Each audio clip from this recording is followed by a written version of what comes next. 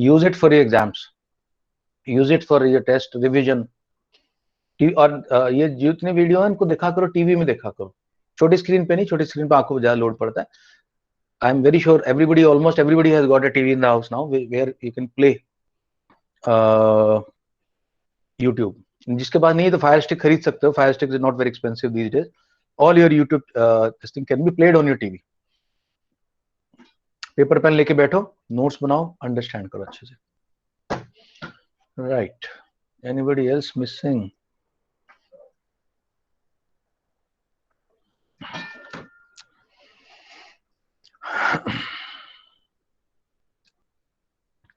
Okay, Ritvik आ गया है। Abhinav is there? No, Abhinav is not there. Abhinav मामा को जान, तो उनको वेट करने को बोलो, तो पैसे लेने आए होंगे, पैसे मामा दे देगी। कितनी देर और चलेगी? एक काम करना, अपने पास से दे दे पैसे, तो पूछ ले कितने, राउंड फिगर दे दे। अभिनव आ गया? अभिनव आ गया?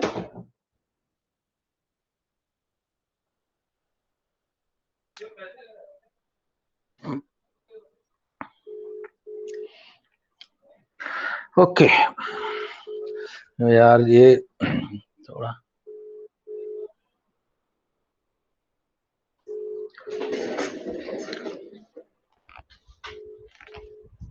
ओके, चलो अभिनव भी आ गया।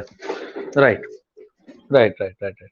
Abhinav, good evening, guys. Good evening, everyone. So let me just check. Jinal is there. Jia, you're there. Jia, Omar is there. Omar, Shiv, Vansh, Abhinav, Vansh is there. Abhinav, Arnav, Arshia, Sia, Ritvik, Shikha. Okay, Shikha is not there. Shikha, you're not there. शिखा बहुत बहुत पता नहीं क्या करती है, इतनी sincere student थी। अब okay, we are starting. Right guys, the story starts, मैं जैसे like always I will give you the story. आज हाफ चैप्टर बता दूंगा, इंडिगो को अलग से बताऊंगा, फिर इंडिगो ये पार्ट खत्म करने के बाद Indigo cultivation. Okay, so what happened in India, the first thing started, this is your chapter number 3, history. The first person, there are many people, even Alauddin Khilji did many work on the administrative front, but hi ma'am, Shrika, yeah, good evening। Shrika class क्यों नहीं join कर रही है? Sir उसकी तबीयत ठीक नहीं है इसलिए नहीं कर रही। तो मैम मेरे को मैसेज कर दिया करो ना। चलो ओके, अभी एक्चुअली की है, देखो अगर पूछ लो उससे if she can join, otherwise तो वीडियो तो आ ही जाएगा, अगर कर सकती है तो ठीक है। ठीक है, okay ma'am. So the person who is credited with the first land reform, land this thing, is somebody called Raja Todermal. Anybody knows who was Raja Todermal? Sir, he worked under Akbar. Yeah, he was finance minister, Finmin, or finance minister of Akbar. So what guy Akbar, इस बंदे ने क्या किया, पूरी land को उसने major कराया। He studied for 10 years. हाँ जी, he studied agriculture for 10 years and then yes he studied so he studied agriculture for 10 years and then very good he studied the pattern of agriculture for 10 years and then decided that the tax rate should be this much here, this much here. Generally tax rate was 1/3, yani 1/3 was given as tax. So if let's say a farmer had 100 kgs of wheat, so 33 kg was given to the king, to the king, ruler. Generally ये rate चल रहा था। और कुछ लोग ये बोल सकते हैं रेट सर ज्यादा था, हाँ ज्यादा तो था, लेकिन आज भी खासकर जिन लोगों के पेरेंट्स की अच्छी सैलरी है उनको पता है, मेरे को पता है, मेरी सैलरी के अंदर से 1/3 गवर्नमेंट के पास जाता है। जो भी आता है पैसा उसका अबाउट 10 लाख वो गवर्नमेंट ले लेती है, वो आता ही नहीं हमारे पास। तो अभी भी है बट थोड़ा सा ज्यादा तो है, थोड़ा सा ज्यादा है, बट ठीक है, लोग खुश थे इससे। क्यों खुश थे? Why people are happy? Farmers were okay with this because पहली बात तो this was kind of fixed था, बार बार बढ़ता नहीं था, फिक्स था। No sudden increase was there. No sudden increase. War के टाइम पे कभी राजा को जरूरत पड़ती भी थी तो बढ़ाने के बाद फिर वापस घटा लेता था राजा। ठीक है दोस्तों, यही चल रहा था मुगलों के टाइम पे, तो यही चल रहा था। अब 1707 में, like I told you last time, something happened and Aurangzeb died.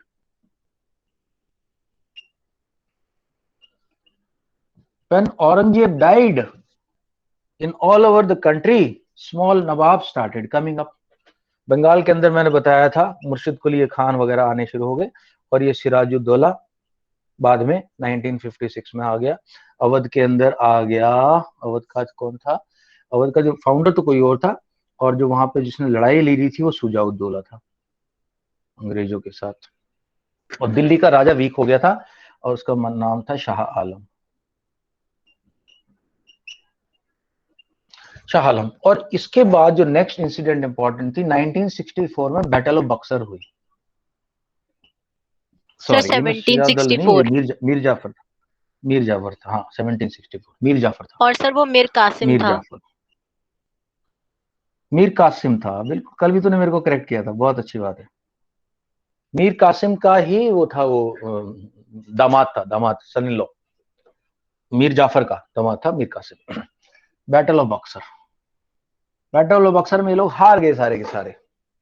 ठीक, अब कंपनी क्या करती है? Let us look at the next picture. What the company does? Company बोलती है अच्छा, so far the right to collect tax was still with the Mughals, क्योंकि मुगल ने जो डिक्री निकाली हुई थी वो चल रही थी, और ये जो मीर कासिम वाली पार्टी है, ये जो मुगलों की अथॉरिटी के बेस पे ही टैक्स कलेक्ट करते थे। So in 1965 there was a Treaty of Allahabad. 1960 sir 1765 okay, sorry guys, मुंह में 19 चढ़ा रहता ना। 1765 ट्रीटी ऑफ इलाहाबाद, क्योंकि इलाहाबाद में कैद किया गया था मीर आलम को, शाह आलम को। Treaty of Allahabad, treaty of Allahabad में ब्रिटिशर्स ने क्या बोला शाह आलम को, कि शाह आलम चलो हार गया है, लेकिन मुगल एम्परर तो यही है। और शाह आलम के टाइम पे ऐसा कहते हैं, तुम लोगों से कितने लोगों ने फ्लाइट पकड़ी है ये दिल्ली वाली एयरपोर्ट से? सर मी। अभिनव ने पकड़ी है, और बड़ी एनीबडी एल्स? Sir okay. वहां पे जो एरिया है उसको पालम बोलते हैं, पालम, पालम का एरिया है वो। वहां पे पालम एयर बेस भी हमारा इंडियन एयरफोर्स का बेस भी है, पालम बोलते हैं उसको। ऐसा कहा जाता है कि शाह आलम के टाइम पे मुगल सल्तनत दिल्ली से लेकर सिर्फ पालम तक सिमट गई थी। दिल्ली से लेकर पालम, तुम बोलोगे सर पालम तो दिल्ली का हिस्सा ही है, इतनी छोटी सी मुगल सल्तनत हो गई थी। तो इस बंदे के पास कुछ नहीं था, लेकिन क्यों फिर भी पावर तो, साइन करने की पावर तो थी, हुक्म पर साइन करने की। तो ईस्ट इंडिया कंपनी इनके पास गई और उनको बोला देखो सुनो, हम ये चाहते हैं कि तुम एक अच्छे राजा हो, अच्छे से पेंशन ले लो, और तुम्हें पेंशन हम देना चाहते हैं। ये बड़ा खुश हो गया, बोला हाँ यार पेंशन तो चाहिए, अभी तुम मेरे को रखा है यहाँ पे, मेरे पास कुछ बचा ही नहीं, अभी सारी पावर तुमने ले ली, पैसा होगा तो कम से कम मैं अपने सर्वेंट वगैरह को पैसे वैसे दे दूंगा, मेरी लाइफ ठीक चलती रहेगी, महल वहल थोड़ा कंटिन्यू रहेगा, मेंटेनेंस वगैरह चलता रहेगा। अंग्रेज ने बोला भाई तुम्हें 26 लाख रुपए हम सालाना देंगे, 26 रुपीज पर एनम। ये खुश हो गया, लेकिन अंग्रेजों ने बोला लेकिन हमारे पास तो पैसे खत्म हो गए लड़ाई लड़ने के चक्कर में। अब आप एक काम करो, जो बंगाल के दीवानी राइट्स हैं, बंगाल के जो दीवानी राइट्स, दीवानी किसको बोलते हैं दोस्तों? टैक्स कलेक्शन को, टैक्स। वो लोग कह रहे हमारे नाम पे साइन कर दो, तुम बंगाल के दीवानी राइट्स हमें दे दो, ब्रिटिशर्स को बोल दो, हाँ उसमें से पैसे आएंगे, जो भी टैक्स हम लेंगे उसमें से आपको हम तो ये देते रहेंगे, पैसा से चलता रहेगा, आपको थोड़ा देते रहेंगे। तो बादशाह ने कहा यार ठीक है, शाह आलम ने कहा ठीक है, तो उसने दीवानी दे दी। तो 1965 is a milestone in which, sorry, 1765 is a milestone in which East India Company gets Deewani of Bengal. ना तुम बोलोगे सर ये बस बंगाल था क्या? नहीं भाई, दीवानी ऑफ बंगाल। बंगाल के उसके अंदर उसको क्या कहता है देखो। हाँ जी। सर बट वो शाह आलम के पास क्यों गए थे परमिशन लेने के लिए? क्यों मुगल बादशाह तो शाह आलम ही था ना जो सर बट देखो। बंगाल उसके कंट्रोल में थोड़ी ना था। अरे तो तुम भूल गए, मैंने क्या बताया था, पूरा का पूरा बंगाल मुगलों के अंडर में था। और जो ये था अपना मुर्शिद अली खान, कुली खान था, ये मुगलों के अंडर में काम करता था एंड ही वाज डिप्टी सूबेदार था वो। ठीक है, डिप्टी सूबेदार था। 1913 में उसने आपको डिप्टी सूबेदार बनाया, डिक्लेयर किया था 1713 में।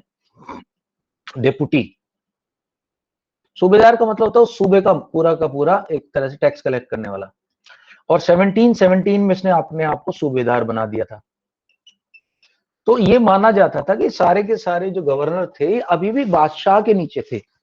हालांकि अपने कोई कहते थे हम तो आजाद टाइप के हैं, लेकिन फिर भी बादशाह की रेस्पेक्ट करते थे, थोड़ा उसको थोड़ा बहुत पैसा देते रहते थे। तो इसीलिए शाह आलम के पास पावर थी। ये कौन किसकी बात करी मैंने, ये मैंने करी मुर्शिद कुली खान की, जो कि इनका मीर जाफर वगैरह सबका ऊपर वाला बॉस था। मर गया था बाद में तो ये कुली खान। सो इसीलिए गए थे इसके पास, शाह आलम के पास। तो शाह आलम ने दीवानी दी थी। क्या क्या था बंगाल के अंदर देखो, बंगाल पूरा बंगाल था उस वक्त, बांग्लादेश भी बंगाल का हिस्सा था, including Bangladesh, including Bangladesh. Second, पूरा north east, complete north east. मैं एक मैप शेयर करूंगा तुम्हारे साथ अभी, उसको देखना तो पता चल जाएगा, north east. Thirdly Bihar, fourthly Odisha. इतना बड़ा राज्य था, इतना बड़ा एरिया दीवानी मिल गई। ओके, दीवानी के साथ साथ एक चीज तुम्हें समझनी पड़ेगी। दो और चीजें होती थी एक राज्य के अंदर, एक होती थी निजामत और एक होता था criminal law, law and order. वो अंग्रेजों ने कहा हमें नहीं चाहिए, क्योंकि अंग्रेज तो बेसिकली पैसे के पीछे थे।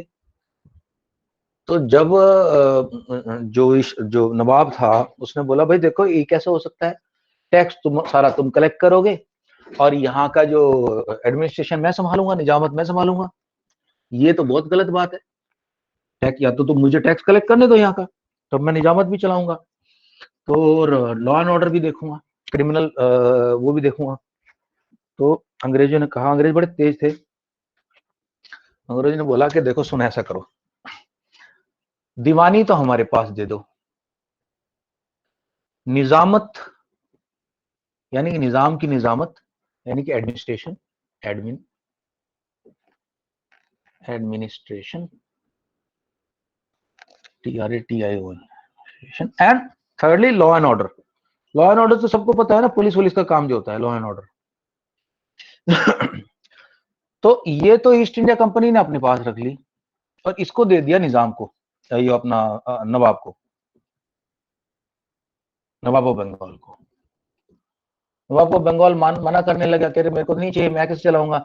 उसने बोला सुन भाई, हम तेरे को 56 लाख रुपीज पर एनम देंगे, 56 लाख रुपीज पर एनम हम तेरे को पैसा देंगे, उससे तूने ये अपना काम पूरा चलाना, यहाँ पे हमें लड़ाई झगड़ा नहीं चाहिए, किसान अच्छे से खेती करे, यहाँ शांति में रहे, सब कुछ ठीक ठाक तुम चलाओ, हमें तो पता नहीं कोई तुम्हारा क्या लॉ है, तुम चलाओ, हमें तुम्हें इसके लिए हम 56 लाख रुपीज पर एनम देते रहेंगे। बाद में 56 लाख रुपीज को उन्होंने घटा के कर दिया 33 लाख रुपीज। ठीक है, ये भी बादशाह भी सब खुश है अपना, सबको पैसे वैसे आ रहे। अब अंग्रेजों के सामने सबसे बड़ी दिक्कत क्या है ऋत्विक, अंग्रेज कहते थे कि भाई हम टैक्स कलेक्शन करेंगे कैसे, उनको उनको उनको ये लगा कि how will we do the tax collection, हमारे तो बंदे तो बहुत कम है, तो tax collection was a problem, tax collection है प्रॉब्लम। वाई प्रॉब्लम, भाई कौन, ईस्ट इंडिया कंपनी के पास तो लिमिटेड मैन पावर थी, limited people, they can't go to every farmer and not possible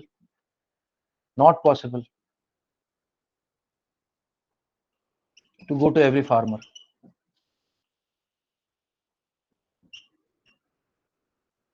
To collect tax.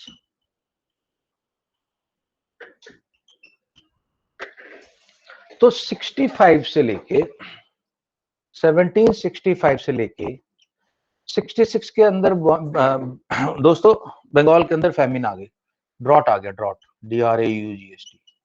Drought का मतलब क्या होता है शिव? ड्रॉट मतलब Shiv?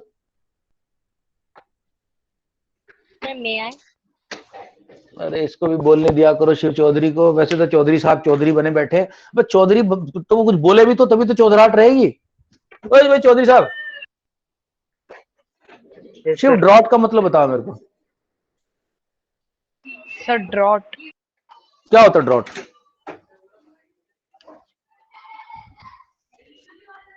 Drought what is the meaning of drought?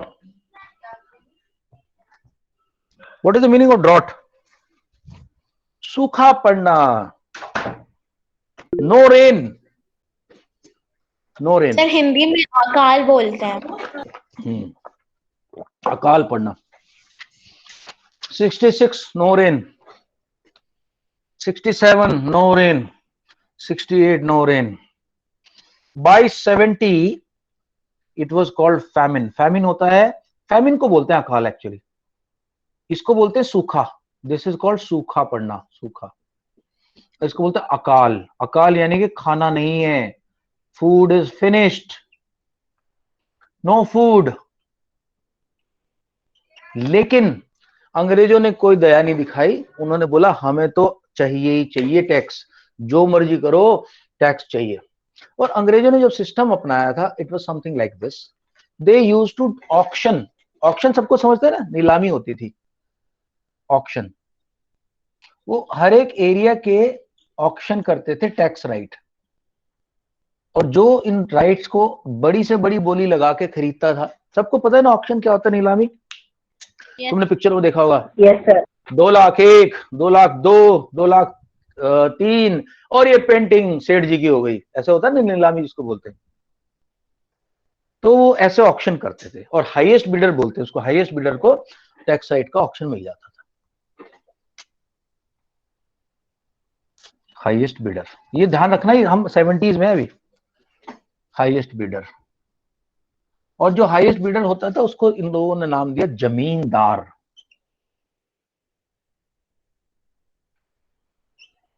Actual Bengal में एक वर्ड यूज होता है तालुका। मुझे पता नहीं हमारे यहाँ कोई बंगाली बैकग्राउंड का बंदा है स्टूडेंट्स में? गुजरात के भी कुछ एरियाज में तालुका वर्ड यूज होता है, महाराष्ट्र में भी यूज होता है तालुका, तालुका। तो तालुकदार भी बोलते थे इनको, taluqdar. Who are these people? These were the people who will take the auction and tell the government or the East India Company कि भाई देखो हम तुम्हें इतना फिक्स पैसा दे देंगे साल में, टैक्स कलेक्शन हम करेंगे। अब कितना हम टैक्स कलेक्शन करें ये तुम मत पूछना हमसे। तो अंग्रेजों को क्या मतलब था, वो they were not really concerned about the plight of the Indian farmers. All they wanted was money. तो they said कि okay go ahead, कोई इशू नहीं है, मारो पीटो, जैसे मर्जी करो, तुम टैक्स लो, हमें तुम इतना पैसा दे देना। ये सिचुएशन है 1970s आते आते। अच्छा, इसकी वजह से क्या हुआ, यहाँ फैमिन पड़ा हुआ है, लोग मर रहे हैं भूखे। ये जो जमींदार लोग होते थे, इनकी छोटी सी एक आर्मी टाइप की होती थी, जिसको ये लोग बोलते थे लठैत। व्हाई द वर्ड लठैत? Anybody can tell me? Anybody जो हुए बीन टू ए विलेज और समथिंग, लठैत क्यों बोलते थे? क्या आता है लठैत मतलब क्या होता है? ये वर्ड आता है, कई बार क्वेश्चन आता है एग्जाम में, हु वर लठैत्स? Anyone? Okay, I'll tell you why the word latath. The word latath comes from lat. Lat का मतलब था डंडा, लठैत।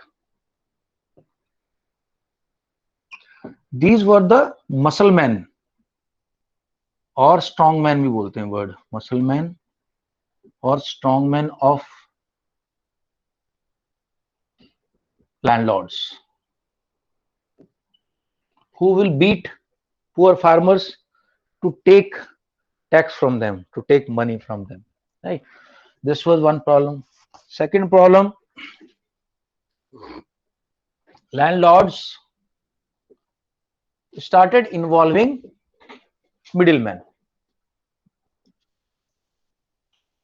इन्होंने फर्दर एक दूसरे बंदे को दे दिया टैक्स कलेक्शन का राइट, एक और बंदा आ गया बीच में, उसको टैक्स कलेक्शन का राइट दे दिया, और खुद ये रहने लगे कलकत्ता के अंदर, रहते थे बड़े बड़े लैंडलॉर्ड।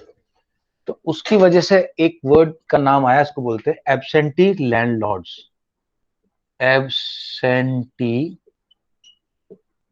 लैंडलॉर्डिज्म।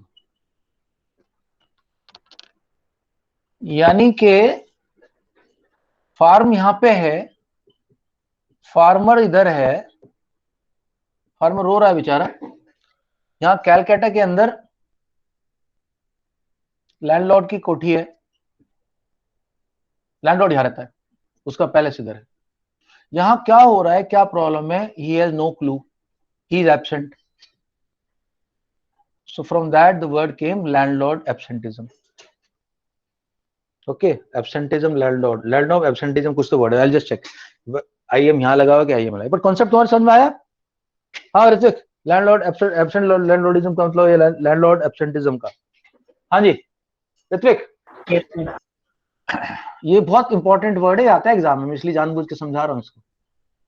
एब्सेंटिज्म ऐसे यहाँ आएगा शायद से, एब्सेंटिज्म लैंडलॉर्ड। अच्छा, और भैया धीरे धीरे क्या हो गए, मिडिल मैन इतने हो गए कि 10 लेयर्स बन गई, 10 layers.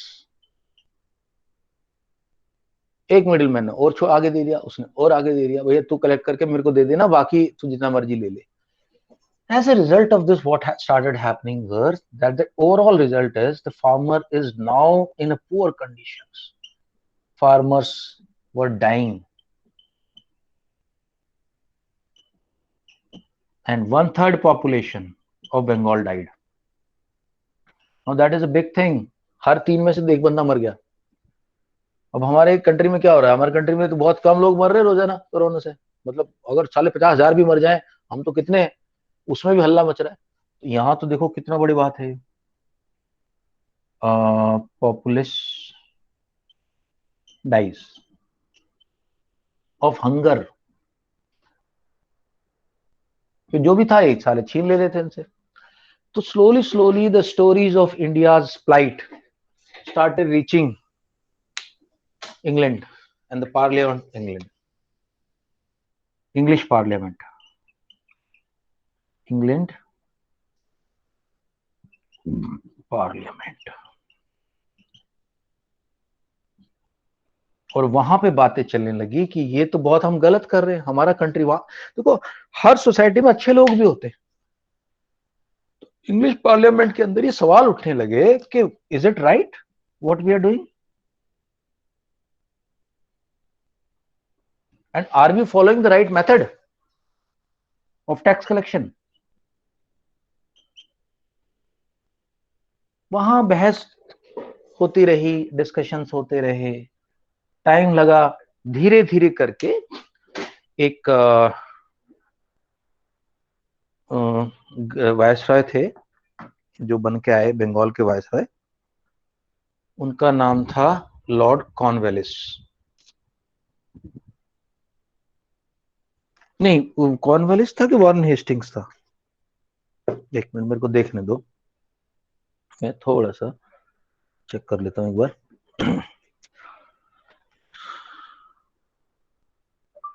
List of viceroys in India,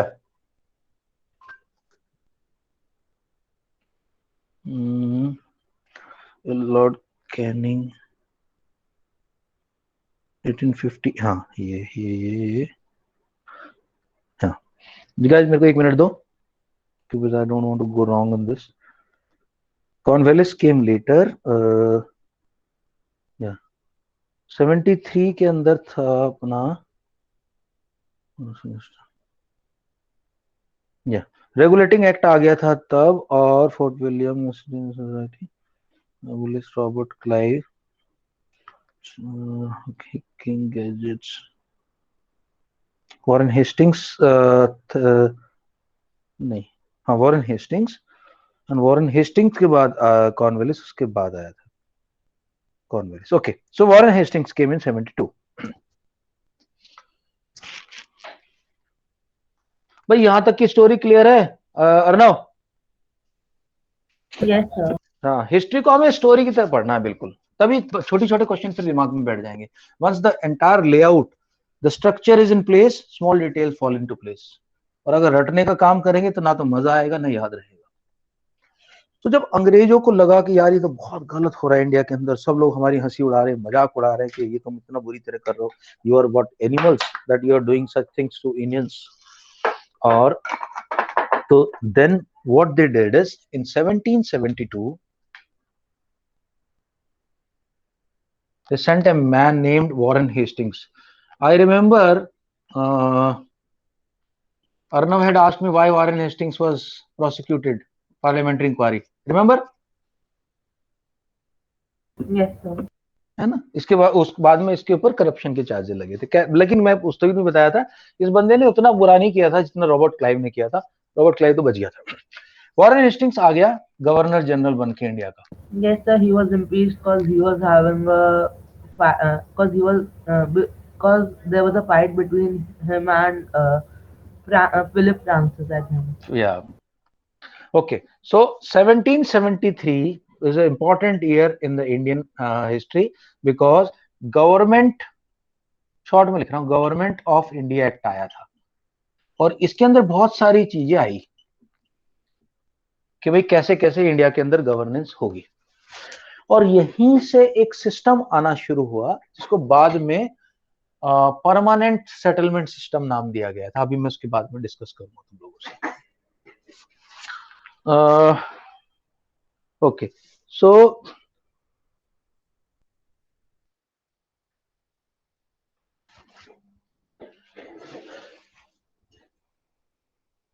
इसके अंदर काफी सारी चीजें करी गई कि भाई एक तो उसको जो परमानेंट रेट फिक्स कर दिया, उसका परमानेंट रेट फिक्स टैक्स का. ठीक है. फिर नंबर ऑफ मिडिलमैन को रिड्यूस कर दिया.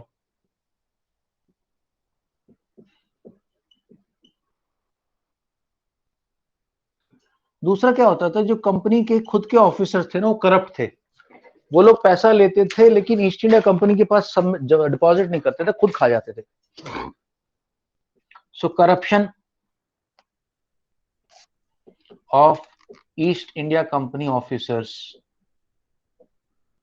was reduced, and moreover जो गवर्नर जनरल है ना, जीजी, took personal interest in this matter.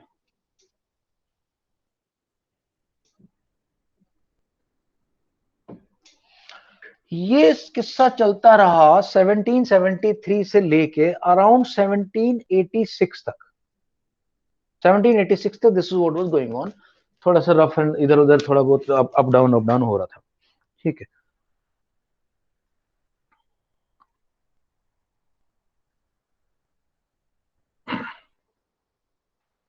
Okay guys, इधर एक मिनट दो मेरे को.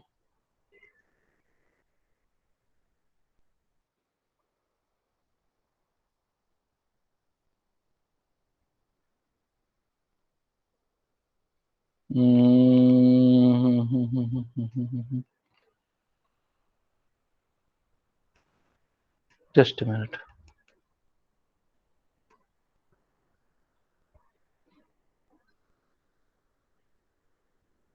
सेवेंटी टू तक ये चलता रहा. ये करते रहे. फेमिन आ गई.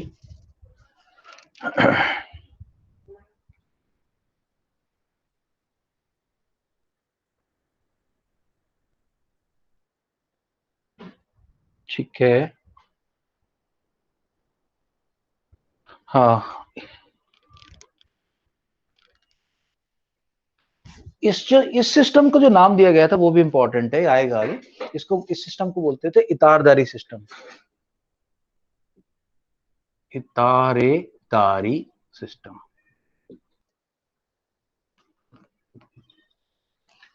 This goes on till 1786. In the year 86,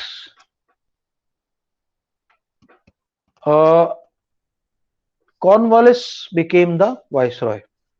वो भी मेरे को डेट देखनी पड़ेगी. एक मिनट रुको, मैं इसको पहले फोटो खींच के इसको कर देता हूँ. सर 1793. 1793 नहीं, Yes, sir. कॉर्नवालिस 1793 में तो चला गया था ना. नहीं सर वो इंट्रोड्यूस किया था परमानेंट सेटलमेंट को। हाँ, लेकिन नहीं 86 से 93 तक। ओके, हो सकता है डेट थोड़ा बहुत इधर उधर हो, तो मेन स्टोरी में जब तक जाने तो कोई इशू नहीं। मेरे को एक बार देख लें दो, क्योंकि बहुत सारी डेट है, कई बार मेरे लिए भी मुश्किल हो जाता है ये याद करना। हाँ ठीक है, चलो अभी जो मैं डेट दे रहा हूँ वो ले लो जिया, उसके बाद कुछ चेंज होगा तो देख लेंगे, ठीक है। ओके, 1786 में कॉर्नवालिस आ गया था तब तक, लॉर्ड कॉर्नवालिस, और उसने इतारेदारी सिस्टम को थोड़ा सा उसको एक्सपेंड किया। 1786 Lord Cornwallis,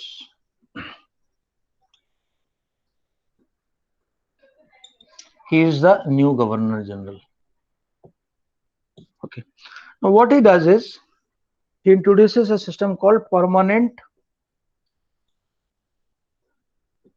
settlement system. What it does is he studies 10-year pattern, 61 से लेके 70 तक का पैटर्न देखता है कि यार कभी कभी बीच बीच में थोड़ा सा ड्रॉट आ जाता है, फैमिन आ जाती है, तो उस वजह से कभी कम हो रहा है कभी ज्यादा है, तो वो 10 ईयर का एवरेज निकालता है, और based on a 10 year average,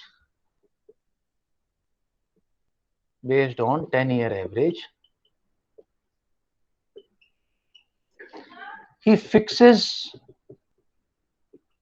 a permanent amount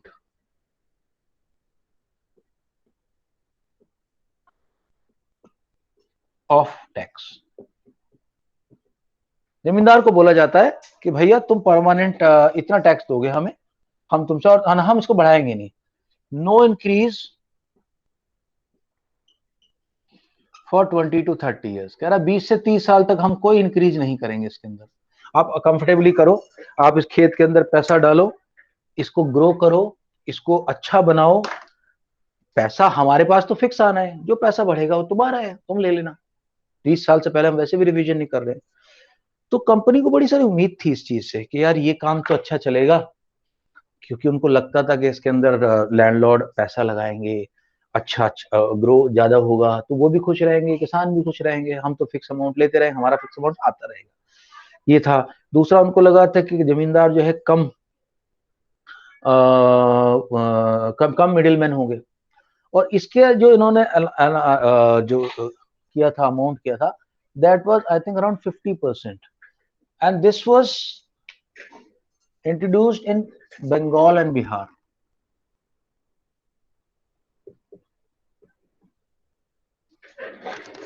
Bengal Bihar में इंट्रोड्यूस कर दिया, और दिस वाज इनिशियली ऑन, ये जो राइट्स थे ये 5 ईयर के लिए दिए जाते थे पहले, rights on 5 year basis, but 1793 में जब लॉर्ड कॉर्नवालिस जा रहा था, इंग्लैंड जा रहा था, तो जाते जाते इसने इसको 10 ईयर लीज बना दिया था, 10 ईयर की लीज बना दिया था कि भाई 10 ईयर के लिए मिलेगी, ठीक है। So this is what the permanent settlement system is.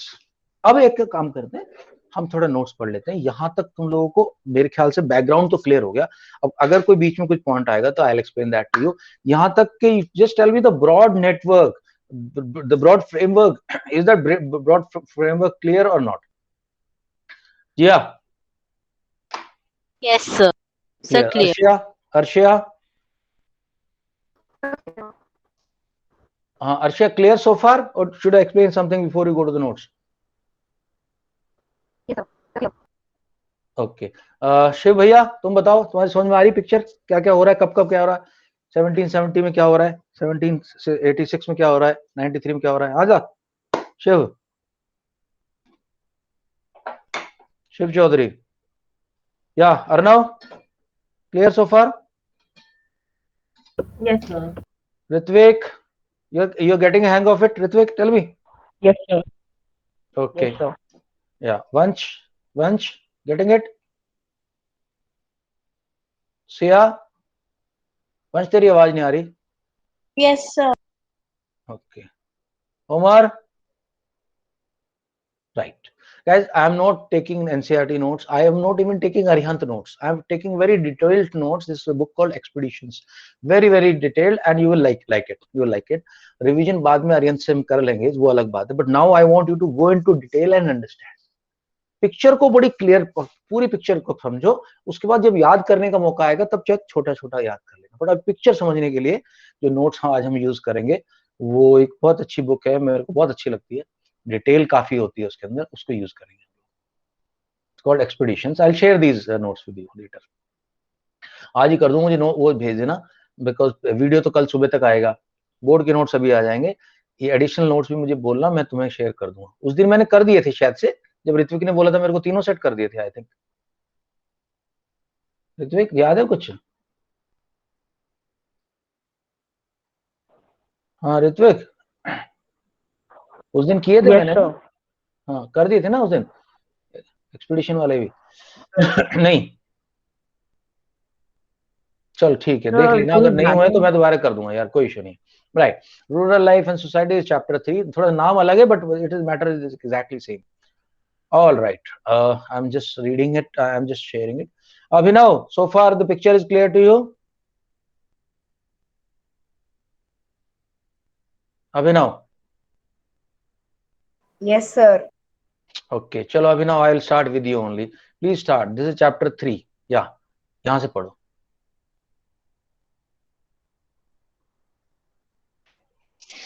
Yes, sir. It's loading. Okay. नहीं मैं प्रेजेंट भी कर रहा हूँ।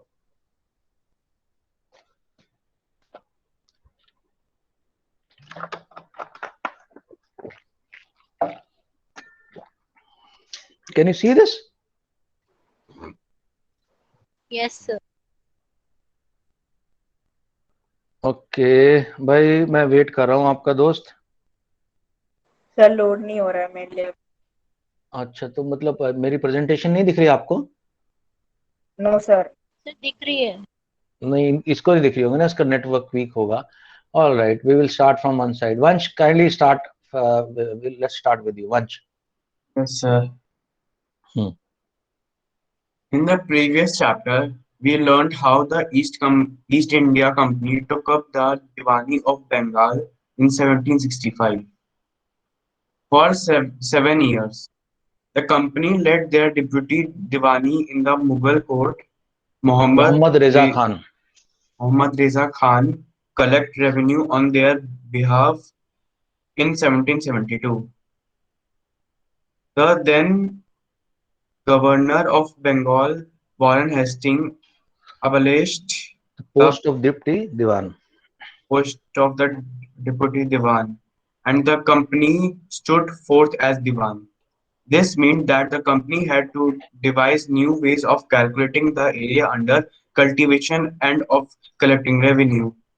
Having become rulers but retaining the trader mentally, the company wanted to make the maximum profit from this new rule. एक minute रुकना भाई, मैं कुछ बताना चाह रहा हूँ। दोस्तों तुम्हें याद होगा जो पुराने नवाब होते थे ना, जो पुराने किंग थे, वो भी कोई हरिश्चंद्र की औलाद तो नहीं थे। They were also equally quite cruel and all those things, but at least they had some connection with the populace.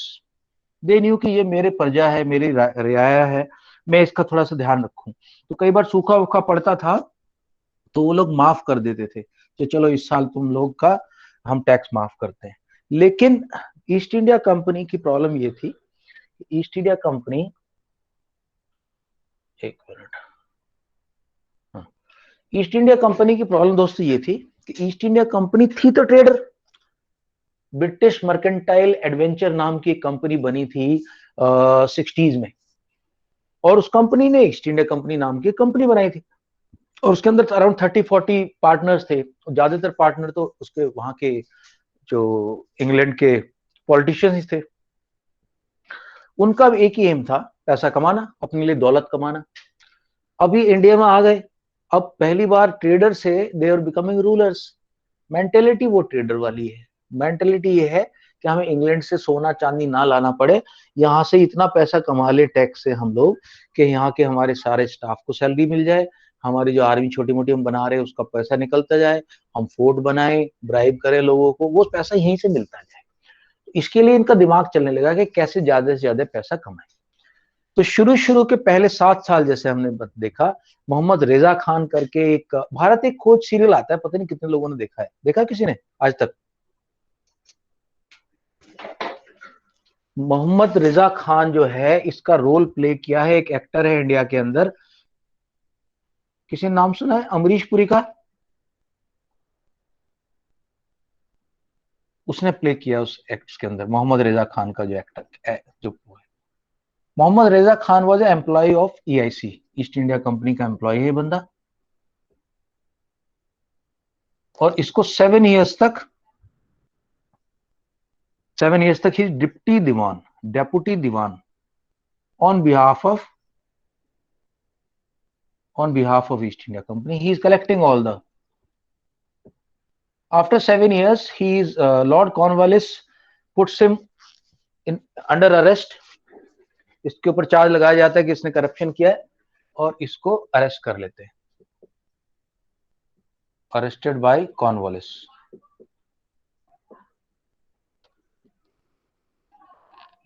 And अब वो कॉर्नवालिस कहता है कि यार हम खुद लेंगे, हम खुद पैसा, हम टैक्स कलेक्शन करेंगे, खुद tax collection.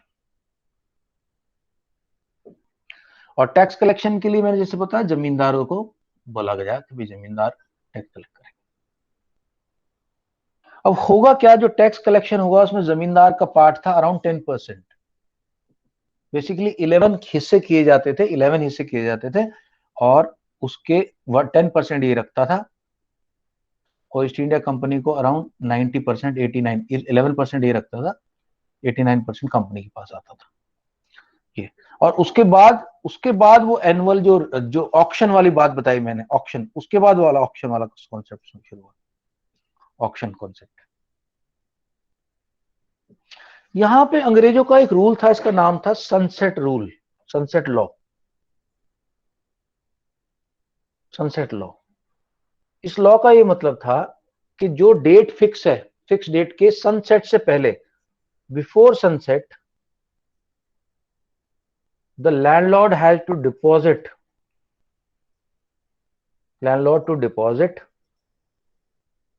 X amount.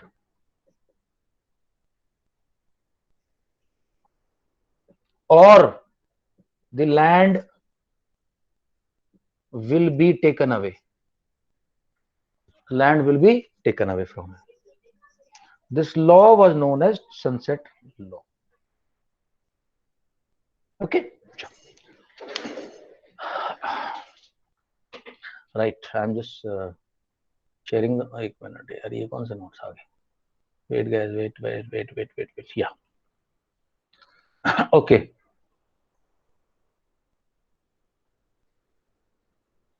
Arshia, you kindly read further now. Okay, System sir. of land revenue collection. System of land revenue collection. During the Mughal period, land was first assessed and tax was collected on basis of assessment. Initially, this responsibility was with the Auditors. Auditor. Auditor होता है जो लोग जो government के लिए काम करते हैं. हाँ. and accounts called Majumdar. अभी भी बंगाल के अंदर बहुत लोग होते हैं तो नाम के पीछे मजूमदार लिखा होता है, सरनेम होता है. हाँ. However, with the decline of Mughal Empire, revenues farm known as Jagirdars collected the taxes. Soon the position became Hereditary. However, the revenue collectors did not own the land, they only had the right to collect taxes. Okay, now just understand this particular point. मुगलों के time पे तो जागीरदारी system था ही नहीं. वो लोग तो direct tax, वहां पे जो भी उनके ऑफिसर्स होते हैं वो टैक्स लेते थे. जैसे जैसे मुगल पावर कम होती गई औरंगजेब के मरने के बाद, तो धीरे धीरे जमींदारी सिस्टम बढ़ने लग गया. पहले क्या होता था, राजा बोलता था यहाँ का इलाका आपका है, आपसे टैक्स कलेक्ट करके मेरे को देंगे, कुछ पार्ट आपका, कुछ बाकी मेरे को देंगे। फिर अलाउद्दीन खिलजी तो बहुत करता था ये, थोड़े दिन एक बंदे को दिया, उसके बाद बोलता था नहीं तुम नहीं करोगे, अभी साइड हो जाओ, अब ये बंदा करेगा वो, क्योंकि उसको लगता था ये मेरे खिलाफ खड़े ना हो जाए लोग। धीरे धीरे रूलर्स थोड़ा केयरलेस हो गए, तो जमींदारी सिस्टम अब हेरिडिटरी हो गया कि बाप ने किया तो उसका बेटा, उसका बेटा, उसका बेटा, ये चालू होना शुरू हो गया। ऑलराइट, नाउ लेट अस सी इजारादारी सिस्टम क्या था। कई नाम है इनके, इजारादारी सिस्टम, जमींदारी सिस्टम, जैसे मैंने बता रहा, इतारेदारी सिस्टम भी बोलते हैं इसको, इतारेदारी जो मैंने बोर्ड पे लिखा था पिछले उसमें। ओके, या please continue. The Ijaradari system. This system was introduced during the time of Warren Hastings. It was based on auctioning of land to the highest bidder for the term of few years. The land could be a village, a group of villages, or even a mahal. The Ijaradars could change the Mahal size एक of word है, मैं समझाऊंगा, अभी के लिए रुक जाओ। Mahalwari system आएगा, समझाऊंगा अभी। या The Ijardars could change the size of holdings as well as who held them. They would collect revenue and pay it to the state treasury. The difference between what they collected and what they paid constituted their profit. Ijaradars would demand arbitrary, arbitrary sum as revenue, and this became a very exploitative system for the farmers. तो जैसे मैंने बताया, अंग्रेजों ने बोला कि हमने option कर दिया, हमें तो भैया इतना पैसा दे देना साल के अंत में, बाकी तुम्हें जितना लेना है इनसे ले लो। तो उस वजह से बहुत एक्सप्लॉयटेशन फार्मर्स का शुरू हो गया, जो मैंने कहानी बताई। बाद में धीरे धीरे पार्लियामेंट ऑफ इंग्लैंड तक बात पहुंच गई। Okay, Arnav, kindly read what is permanent settlement and who did introduce this? Lord Cornwallis. और लॉर्ड कॉर्नवालिस कब से कब तक था? 86 से लेके 93 तक ये बंदा यहाँ इंडिया में वो था, वाइस गवर्नर जनरल। या ये शुरू करेंगे। एक मिनट मैं जरा इसका फोटो ले लूं एक बार। Arnav, you are ready to read? Yes, sir. All right. So we have to keep in mind this question will come in the exam. MCQ questions काफी आएंगे अभी। तो who introduced the permanent settlement system? Lord Cornwallis instituted the permanent system. Where was it instituted? It was instituted in Bengal and Bihar. So 1786 to 93 कौन था बंदा? Lord Cornwallis, and he was what? He was the Governor General of India. Like I said, initially he started giving on 5 years, later he converted into 10 years की permission देनी शुरू की। इन्होंने काफी study कराई, पहले स्टडी कराने के बाद इन्होंने उसको इम्प्लीमेंट किया। शुरू में तो बंगाल में हुआ, बिहार में हुआ, हाँ, उसके बाद मद्रास प्रेसिडेंसी के भी कुछ इलाके में होता। अच्छा, तुम लोग एक चीज देखना, आगे इसमें एक डायग्राम आएगा, उसमें आपको देखने से समझ में आ जाएगा कि ऐसा नहीं था कि पहले परमानेंट आ गया सिस्टम, फिर रॉयतदारी। 3 सिस्टम है बेसिकली, परमानेंट सेटलमेंट, रॉयतदारी और महलवारी, तीनों सिस्टम।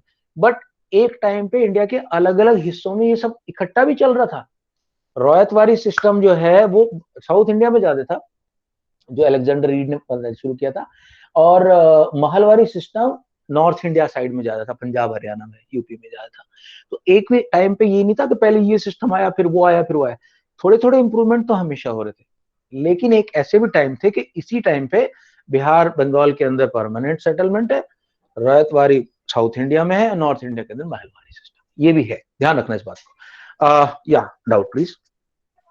सर, लॉर्ड कॉर्नवालिस ने 1786 में वो परमानेंट सेटलमेंट इंट्रोड्यूस किया था या 1793 में? 93 में तो बेटा वो चला गया था, 86 में उसने इंट्रोड्यूस किया था, और 5 इयर्स के लिए पहले मिलता था लोगों को, 5 इयर्स के लिए मिलती थी जमींदारी, जाते जाते 93 में वो 10 इयर्स कर गया उसको, 93 में तो चला गया। ठीक है, ओके, राइट। परमानेंट सेटलमेंट, या please read. Yes, sir. Permanent settlement. Arnav, sorry. This was a land revenue system introduced by Lord Cornwallis. This system was introduced in Bengal, Bihar, Orissa, present-day Odisha, and some parts of the Madras Presidency. This was a 10-year settlement in which land was auctioned off to the highest bidder. They were expected to pay a fixed amount as tax, and the date of payment was also fixed. Fix तो जो मैंने बताया sunset rule था, law था, वो उसी से related था। डेट फिक्स थी, अगर आपने उसके एक दिन बाद भी किया तो जमीन आपसे ले ली जाएगी। इंग्लिश के टाइम पे रूल बड़े सख्त थे। पुराने राजा वाजा तो उनको जाके रोज थोड़ा महाराज हमारी हेल्प कर दो प्लीज, ये मत करो वो करो, तो मान जाते, चलो ठीक है एक महीना हो जाए। अंग्रेजी के टाइम में जो रूल था वो रूल था। Continue please. On the one hand, the permanent settlement created a group of loyalists called zamindars in Bengal and Bihar. On the other hand, it ensured a regular fixed amount for the company. They did not own the land, they only acted as revenue collectors, go-betweens between the company and cultivators.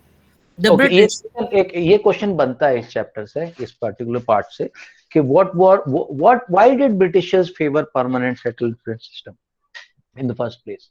इसके कुछ एक points मैंने आपको बताए। पहली बात तो they didn't have to go to every person to collect the revenue, it saved them lot of man power and effort. Secondly, they got a permanent fixed amount regularly, which was very helpful for the company. Thirdly, they created a new class of people called zamindars who were loyalist to the Britishers के loyalist थे। बाद में भी 1857 में भी जब वो हुआ था हमारे देश में फर्स्ट रिवोल्ट, हाँ ब्रिटिशर रिवोल्ट बोलते हैं हम उसको, फर्स्ट फ्रीडम इंडिपेंडेंस का वो बोलते हैं, battle of independence, war of independence.